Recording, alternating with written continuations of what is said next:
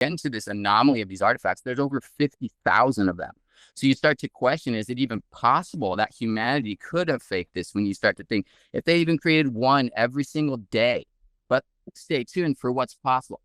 There's no possible way you could create something like this in one day. Okay. Yay, the circuit. I love this. I've been obsessed with the circuit. What's up with the circuit?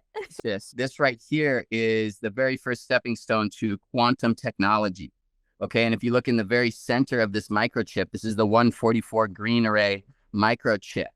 And this is simulating the neural network of our brain and the 12 times 12 DNA fully activated. So what's going on right here is this is a confirmation of them back engineering and trying to understand how the human brain actually works.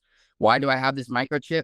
My dad was working in Silicon Valley for over 20 years on startup companies working. And he was one of the very first people who was working on this quantum technology. And when he passed away, 2 weeks later, we got a call and this microchip was ready.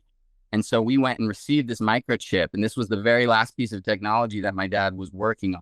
And this right here is quantum technology. So what they're depicting on these artifacts is the quantum microchip. It's when humans can become in a level of crystalline coherence with technology on this planet.